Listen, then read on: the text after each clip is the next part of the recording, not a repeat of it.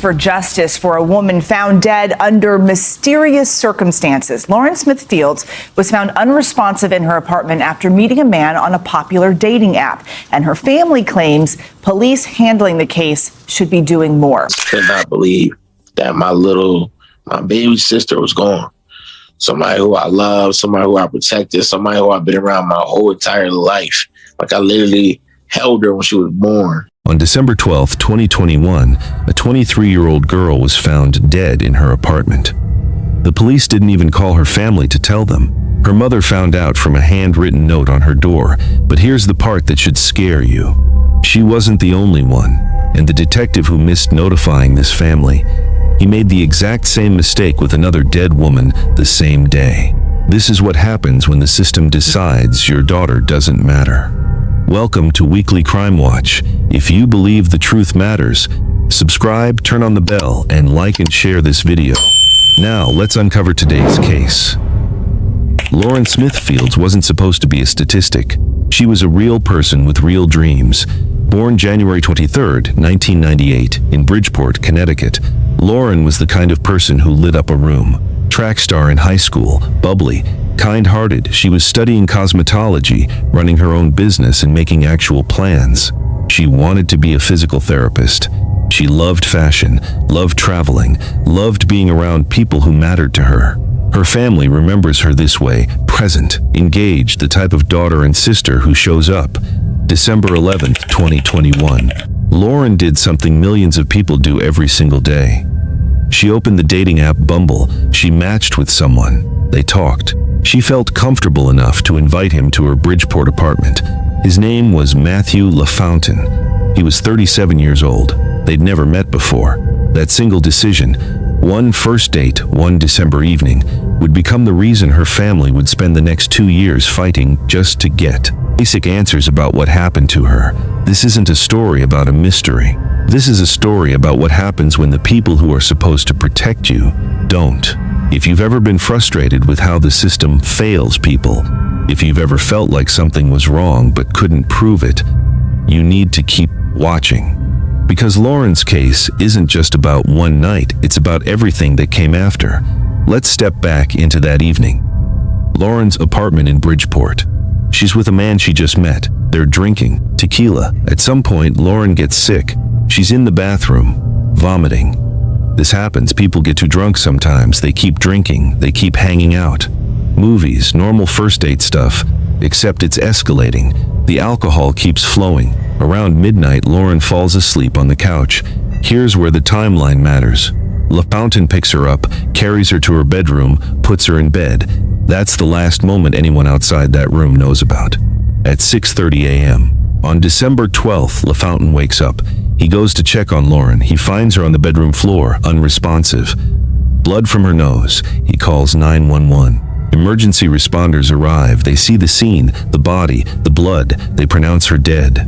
The medical examiner will later estimate she'd been deceased for at least an hour, maybe longer, which means she died sometime between midnight and 5:30 a.m. alone on a bedroom floor. LaFountain tells police what happened. He cooperates. He's not arrested. He won't be charged.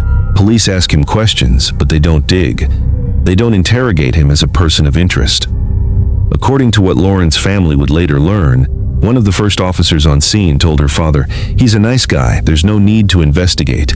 Her brother, Lakeem, asking this detective, "Are you going to investigate this incident?" He responded to Lakeem and said, "Well, there's nothing," in quotation, "there's nothing to investigate. He seems like a really nice guy." Let that sink in. A stranger, an older man, alone with a young woman who's now dead. And the police decision, based on vibes, was that there was no need to investigate. Now, I'm going to be straight with you. The police weren't totally wrong about one thing. The autopsy would later show that Lauren had fentanyl, promethazine, hydroxyzine, and alcohol in her system. A lethal combination, the official cause, acute intoxication, the official manner, accident. But wait for it. 2 days after Lauren died, her family had no idea. Think about that, 2 full days. Lauren's mother, Chantal Fields, was waiting for her. They had Christmas plans. Lauren was supposed to host. She wasn't answering calls. So Chantal and her son, Lakeem, they went to check on her apartment. They got there, they looked at the door, and there was a note from the landlord. If you are looking for Lauren, call this number. That's how they found out their daughter was dead. Not from police, not from a proper death notification, from a note on a door. And they aren't notified when their loved one dies, and they come 2 days later to find a note on her door. The disregard and disrespect starts right there. Chantel Fields had to learn her baby girl was gone from a stranger's handwritten message. And when she and her family started asking questions, when they started calling detectives, asking for details, asking what happened, they were told to stop calling, stop bothering them, stop asking. This is the part that breaks the system wide open. Because around the same time, a 53-year-old woman named Brenda Lee Rawls also died in Bridgeport on the same day as Lauren. And her family? They also found out from a note. They also weren't notified properly. And the detectives who handled both cases, the same two officers, Kevin Cronin and Angel Llanos, 2 black women, 2 families, same police department, same failure, same officers. But here's what made people actually pay attention. The community noticed something the police were ignoring. The official story was overdose. Accidental. Case closed. Except Lauren's family knew something that made that story impossible for them to believe. Lauren wasn't a drug user. She had no history of addiction, no prescription medications listed, no paraphernalia, no connections to the drug scene. The biggest misconception is that my daughter was on drugs. She was not on drugs. Lauren worked out every day. She was on a plant-based diet. She went to college. She had her own business in her home.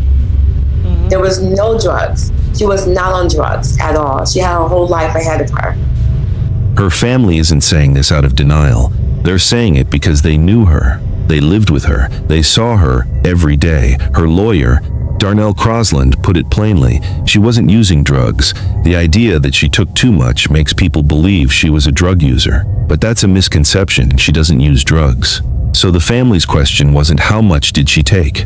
Their question was, how did it get in her system at all? Because here's what Lauren's family wanted to understand. If she wasn't a user, and she didn't bring drugs to her apartment, then how did a lethal mix of fentanyl, 2 prescription sedatives, and alcohol end up inside her body? The answer matters, and the police investigation, or what they called an investigation, never seemed interested in answering it. This is the part of the story where most people stop watching. I get it, it's heavy. But what happens next is why this case actually changed Connecticut law, why it went national, why it's still unresolved. And if you leave now, you miss the part where a family takes on a police department and wins. So stick with me. When Bridgeport police initially showed up to Lauren's apartment, here's what they collected as evidence: her cash, her passport, her credit card, her cell phone. But here's what they left behind: used condoms, pill bottles, bloody bedding, other items. They didn't process that evidence.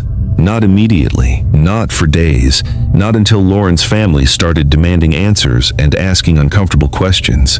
Only then did detectives go back and collect what they should have collected the first morning. The family says they provided evidence they'd collected to crime scene investigators who arrived for the first time that day, included a bloody sheet and a pill. And 2 cups of like drinks or whatever next to a bottle. They didn't take none of that. We seen a condom, we seen lube, other stuff in there, and they didn't take none of this. Think about what that means.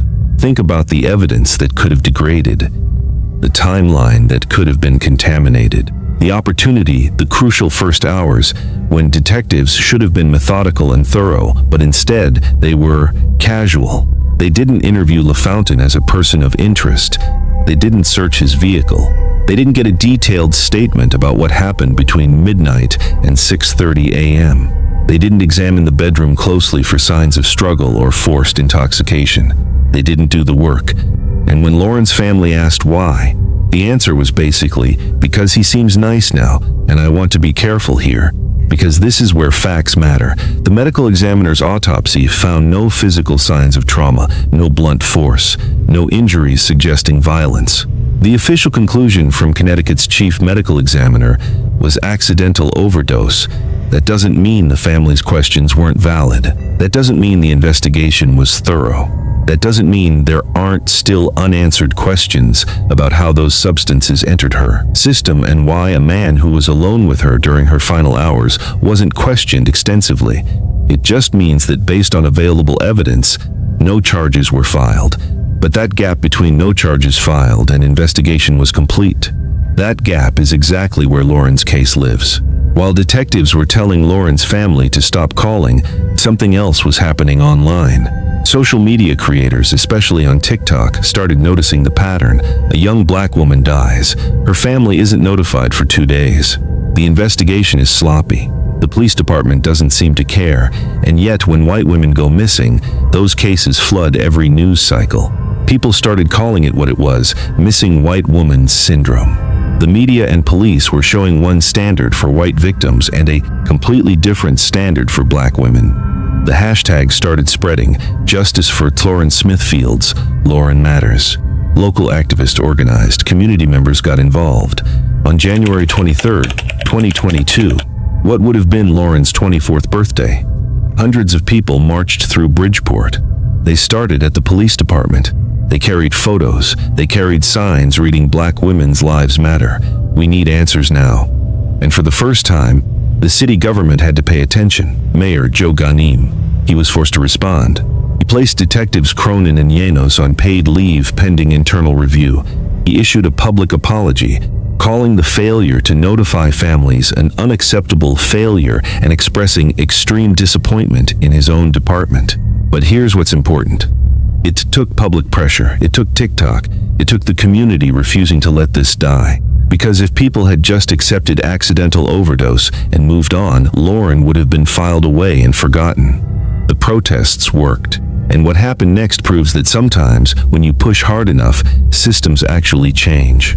But Lauren's family paid the price for that change. By late January 2022, Connecticut authorities announced something significant, a criminal investigation into Lauren's death. Not just local police anymore. The U.S. Drug Enforcement Administration got involved. This wasn't a routine follow-up. This was federal. This was serious. The DEA doesn't usually investigate accidental overdoses. The fact that they got involved means someone, somewhere in the system, thought there might be more to this story than the initial conclusions suggested. What were they looking at? Were they investigating LaFountain? Were they investigating how the drugs got into her system? Were they investigating whether someone other than Lauren introduced those substances? The details never became public, but the investigation remained active. It moved from a regular, sudden death into something that required federal attention. That investigation is still ongoing as of the latest reports. Still active, still pursuing leads according to officials, which means nearly 3 years later, the case isn't closed. It's just quiet. But while the federal investigation moved slowly, Lauren's family wasn't waiting. In December 2023, over 2 years after Lauren's death, her mother, Chantel Fields, and her attorney filed a federal civil rights lawsuit. Not against a person, against the system itself. The lawsuit names the city of Bridgeport, the police department, 5 individual officers, and Bumble, the dating app where Lauren met the man who would be the last person to see her alive. They're asking for over $30 million. But more important than the dollar amount is what the lawsuit actually says. It alleges that Lauren was denied a proper investigation, that authorities treated her case as a pseudo-investigation, that the bias, whether it's racial bias, indifference, or just negligence, denied Lauren the thorough review of her death that any young woman deserves. The lawsuit points out that in 9 hours, Lauren went from matching with a stranger to being pronounced dead. 9 hours, and the response from the system wasn't to question that timeline. It was to tell her family to stop calling. Chantel Fields also did something else. She hired private investigators. She posted a GoFundMe. Because when you can't trust the institutions that are supposed to protect your child, you do the work yourself. Think about that burden. Think about being told your daughter died, then told to stop asking questions, then having to fund your own investigation because the police won't do their job. But Chantel's fight did something the police investigation didn't. It created change.